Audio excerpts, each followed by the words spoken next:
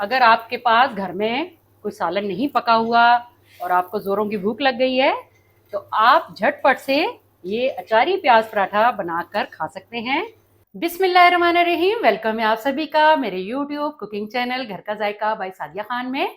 मैं हूँ cooking expert Sadia Khan और हमेशा ही आपके लिए लेकर आती हूँ बहुत ही मज़ेदार और यूनिक सी रेसिपीज। आज मैं आपके लिए लेकर आई हूँ अचारी प्याज पराठे। और ये अचारी प्याज वाले पराठे मैं कैसे तैयार करूंगी, आइए वीडियो में मुकम्मल तौर पर जान लेते हैं। तो चलिए चलते हैं किचन काउंटर की तरफ जहाँ पे अचारी प्याज पराठों का तमाम सामान पड़ा है। तो सीक्रेट जान लेते हैं कि मज़ेदार से अचारी प्याज पराठे कैसे तैयार होंगे। अचारी प्याज पराठे बनाने के लिए मैंने एक बॉल में तकरीबन 2 खाने के चम्मच क्रश अचार डाल लिया है। बहुत भर के नहीं लिया बल्कि लेवल 2 चम्मच लिए हैं। और कोशिश करें कि जो ये आप बाजारी अचार इस्तेमाल करते हैं तो कोई भी जो उसमें फालतू तेल है वो इसमें नहीं आना चाहिए, वरना हमारे पराठे अच्छे नहीं बनेंगे। तमाम तेल को जार में ही निचोड़ लें। और आप ये पराठे घर के बने अचार से भी बना सकते हैं, लेकिन खड़ा अचार नहीं होना चाहिए, क्रश अचार होना चाहिए। और अब मैं शामिल कर लूंगी, मैं आपको दिखाती चलूं कि बहुत ही छोटे साइज के मैंने प्याज ले लिए थे और कितना फाइन मैंने इन्हें राउंड में स्लाइस कर लिया है। आप देख सकते हैं कि कितने शानदार से लग रहे हैं कटे हुए प्याज। और अब ये मैं तकरीबन ये मैंने लिए हैं 4 से 5 छोटे साइज के प्याज और बिल्कुल फाइन स्लाइसेस मैंने कट कर लिए हैं। अब मैं शामिल कर दूंगी अचार में। प्याज शामिल कर लेने के बाद अब मैं शामिल करूंगी रफली चॉप किया हुआ धनिया।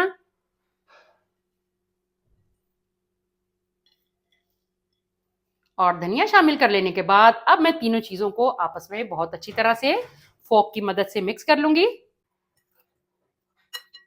और एक बात मैं आपको यहाँ पर और भी बताती चलूं, क्योंकि ये अचारी पराठे हैं और अचार में नमक हमेशा तेज होता है, तो इसलिए मैंने जो आटा गूंदा है उसमें मैंने बिल्कुल भी नमक शामिल नहीं किया, वरना नमक तेज होने का भी खदशा होता है। तो इसलिए आप भी आटे में नमक ना रखें, बल्कि सिर्फ अचार का जो नमक है वही काफी हो जाएगा हमारे पराठों के लिए। आप इस प्याज का लुक देख सकते हैं कि अचार के साथ मिक्स हो जाने के बाद कितना प्यारा लुक दे रहा है ये।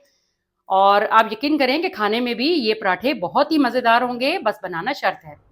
सारे प्याजों पर बहुत अच्छी तरह से इस तमाम अचार को लगा लेना है। अब तमाम अचार प्याजों के साथ बहुत अच्छी तरह से लग चुका है। अब हम स्टार्ट कर लेते हैं पराठों की मेकिंग। अब मैं आटे से बना लूंगी पेड़े। दरमियाने साइज के पेड़े बनाऊंगी और क्योंकि मैं 3 पराठे बनाऊंगी तो इसलिए मैं 6 पेड़े बनाऊंगी।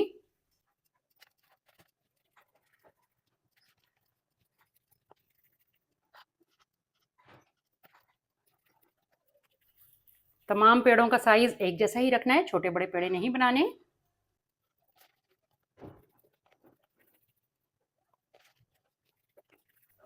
अब तमाम पेड़े मैंने तैयार कर लिए हैं।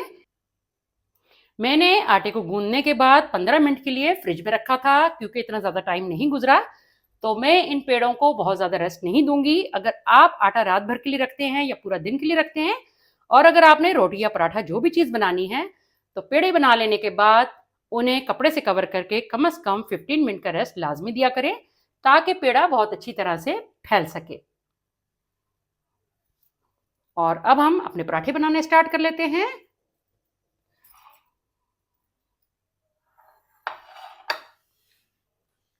सबसे पहले मैं इक्वल साइज की 3 रोटियां बेल लूंगी।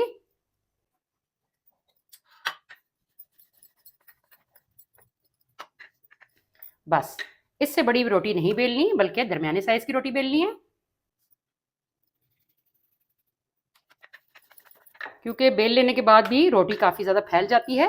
तो इसलिए इसे जब आप इस साइज़ का बेलेंगे तो ये खुद ब खुद जब हम इसमें फिलिंग करेंगे तो ये आटा फैलना शुरू हो जाएगा। ज़्यादा बड़ी रोटी बेलेंगे तो रोटी फटने का डर भी हो सकता है।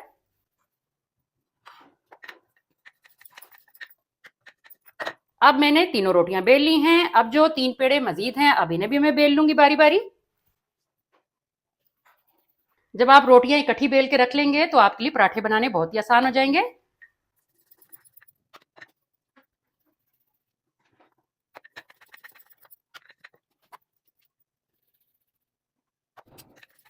अब मैंने तमाम जो पेड़े थे उनसे मैंने दरमियाने साइज की रोटियां बेल ली हैं।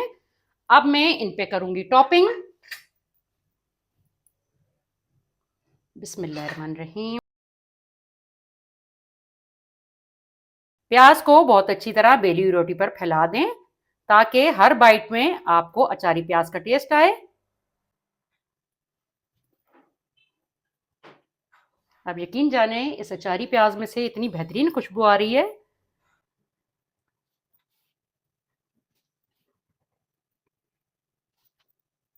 तो अब मैंने तीनों बेली हुई रोटियों पर प्याज को बहुत अच्छी तरह से फैला लिया है। अब जो मैंने एक एक इजाफी रोटी बेली थी, अब मैं इनके ऊपर बारी बारी रखती जाऊंगी और पराठे बनाती जाऊंगी। अब मैं एक एक बेली हुई रोटी को उठाकर अचारी प्याज वाली रोटी पर रखती जाऊंगी और अब मैं साइडों को अच्छी तरह से हाथों की मदद से प्रेस कर दूंगी और थोड़ा थोड़ा सा सेंटर से भी प्रेस करूंगी ताकि जो प्याज है वो बहुत अच्छी तरह से हमारी बेली हुई रोटी के साथ लग जाए।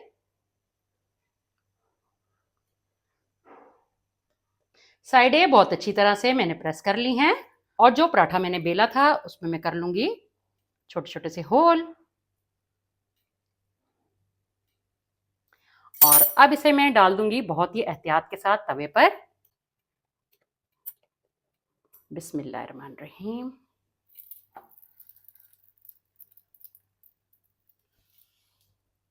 पहले इसे एक साइड से पकने दूंगी और जब एक साइड से ये पक जाएगा तो फिर मैं इसकी साइड पलट लूंगी और पराठा पलटने से पहले मैं थोड़ा थोड़ा हस्बे ज़रूरत घी डाल लूंगी।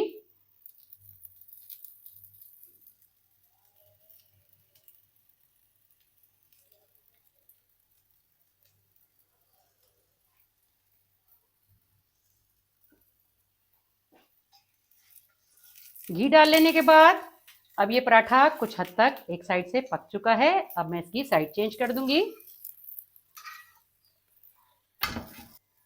और पराठा पलट लेने के बाद मैं पराठे की जो मैंने नीचे वाली साइड थी उसको जब ऊपर कर दिया तो उस पर भी मैं घी लगा रही हूँ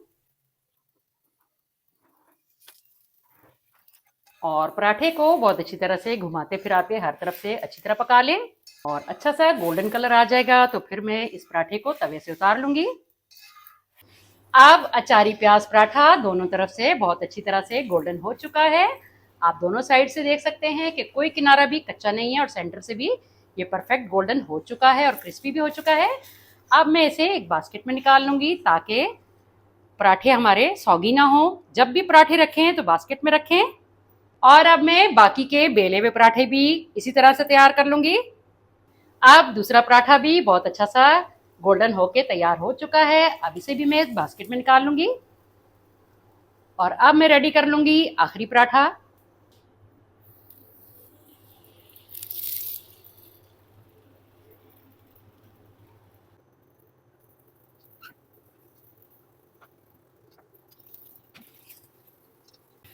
अगर आपके पास घर में कोई सालन नहीं पका हुआ और आपको जोरों की भूख लग गई है तो आप झटपट से ये अचारी प्याज पराठा बनाकर खा सकते हैं।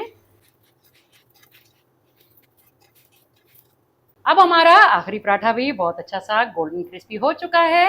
अब इसे भी मैं बास्केट में निकाल लूंगी।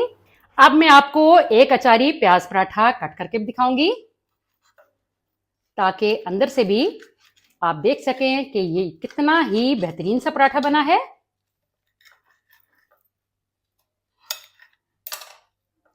ये देखिए जनाब।